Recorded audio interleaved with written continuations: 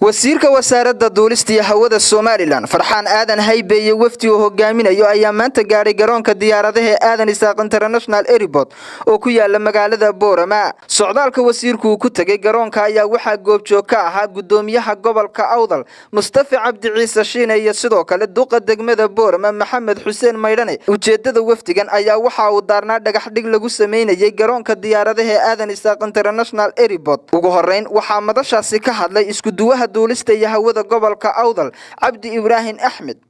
marka waxa weeye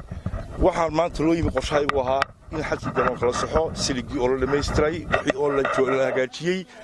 dadweynaha reer Boorama waxaan ka codsanaynaa in iyaguna la garab galaan. sidoo kale waxa iyagu goobtaasi ka hadlay gudoomiyaha gobolka Awdal Mustafa Cabdi Ciise Shiine iyo sidoo kale duqa degmada Boorama Maxamed Xuseen Maydhane iyagoona ku baaqay inay bulshadu ka qayb qaataan dhismaha garoonkan ayaa waxay yiraahdeen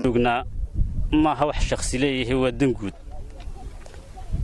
ومستقبل كبورما وقرون كديارده قرون كديارده انت خين ويجا مركا لقى ريبو دينع والبا waxa looga kacaya 150 waana la xayndaabaya maanta waxay nala joogaa wasiirkii wasaaradda duulista oo nagu soo booqday magaalada Boorama una yimid inuu ogaado sida u socoto hawsha loogu xidhayo dayrka ama fence-ka loogu xidhayo madaarkan Boorama oo darkiiseen imika shubkii inuu socdo lagu xidho laasiliga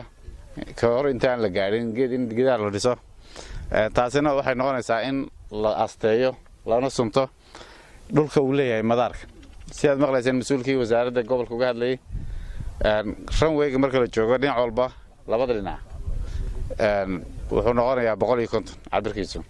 150 mitir waxa way cidii soo gashay gudaheeda waxaan rajaynaynaa inay kala laabato oo ay ka gurato wixii ka yaala ugu dambeyn waxa soo gabagabeeyay hadalka wasiirka wasaaradda duulista iyo hawada Soomaaliland Farxaan Aadan Haybe isagoona ballan ku qaaday in si degdeg ah loo bilaabo dhismaha garoonka ayaa waxa uu yiri runtii safarkaygu wuxuu ku aadanaa waxa weeye indhayn iyo kuurgal madaarka iyo axwaashiisa runtii wararkiisana waxa socday imaka oo bilownay walow aanan hore u imanin laakiin waxaanu bilownoo socda kaabadihii lagu sameeyay in xayndaab loo sameeyo madaarka waxaanu rajaynaynaa biidnillaahi tacaala in xuduudada madaarka oo dhan la soo gaadho oo fenskii ama xayndaabkii lagu xidho sidii madaarada kaleba qorshahooda loo galay habkan oo Colombia haayeen qaar dexdeganaa burcaha noqoto hargeysaha noqoto iyo qaar bila xayndaab waa jireen dadka iyuunba isku tashaday xukuumadda iyo shacabka waa la isku tashaday awoodda la isu geeyay waa laga wada qayb qaatay waa Cabsalaan Bashiir Faarax telefishinka caalamiga ee bulsho magaalada Boorama.